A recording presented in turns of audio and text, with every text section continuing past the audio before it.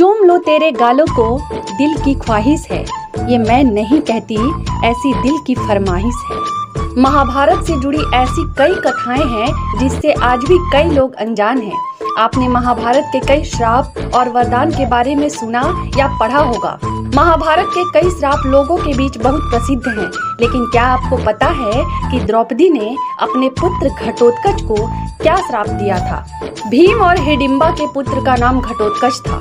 घटोत्कच ने कौरव सेना के कई लोगों का वध किया था। यही नहीं, उन्होंने दुर्योधन तथा दुशासन को भी बुरी तरह से घायल कर दिया था।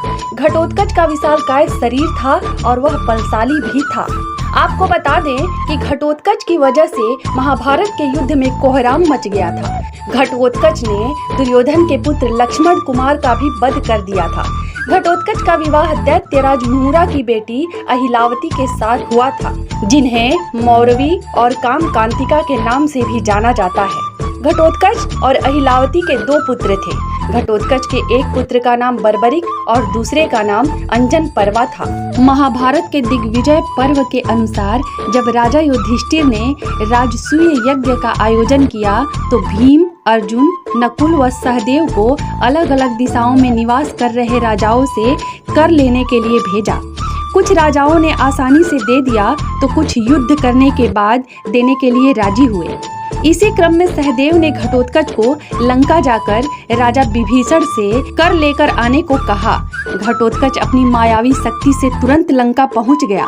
वहां जाकर उसने विभीषण को अपना परिचय दिया और आने का कारण बताया।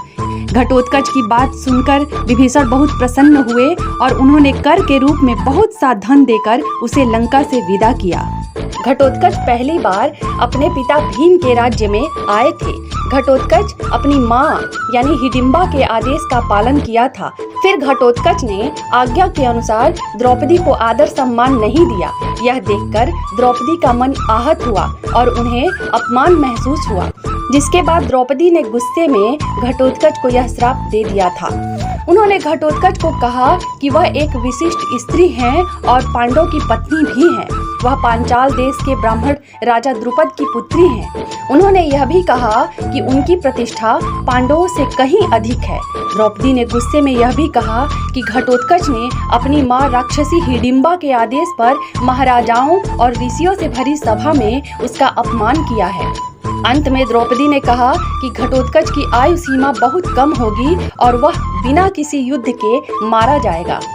आपको बता दें कि जब श्री कृष्ण के कहने पर घटोत्कच कर्ण से युद्ध करने गया तो उनके बीच भयानक युद्ध होने लगा। घटोत्कच और कर्ण दोनों ही पराक्रमी योद्धा थे, इसलिए वे एक दूसरे के प्रहार को काटने लगे। इन दोनों का युद्ध आधी रात तक चलता रहा। जब कर्ण ने देखा कि घटोत्कच को किसी प्रकार पराजित नहीं किया जा सकता तो उसने अपने दिव्यास्त्र प्रकट किए। यह देख घटोत्कच ने भी अपनी माया से राक्षसी सेना प्रकट कर दी। कर्ण ने अपने शस्त्रों से उसका भी अंत कर दिया। इधर घटोत्कच कौरवों की सेना का भी संहार करने लगे। यह देख कौरवों ने कर्ण से कहा कि तुम इंद्र की दी हुई शक्ति से अभी इस राक्षस का अंत कर दो, नहीं तो ये आज ही कौरव सेना का संहार कर देगा। कर्ण ने ऐसा ही किया और घटोत्कच का वध कर दिया। जब घटोत्कच की मृत्यु हुई तो पांडवों की सेना में शोक छा गया, लेकिन भगवान श्री कृष्ण बहुत प्रसन्न हो गए। अर्जुन ने जब इसका कारण पूछा तो श्री कृष्ण ने कहा कि जब तक कर्ण के पास इंद्र के द्वारा दी गई दिव्य शक्ति थी उसे पराजित नहीं किया जा सकता था। उसने वह शक्ति तुम्हारा वध करने के लिए रखी थी, लेकिन वह शक्ति अब इसके पास नहीं है।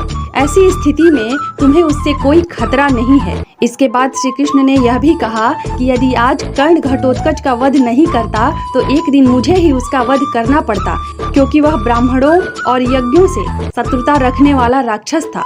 तुम लोगों का प्रिय होने के कारण ही मैंने पहले इसका वध नहीं किया था।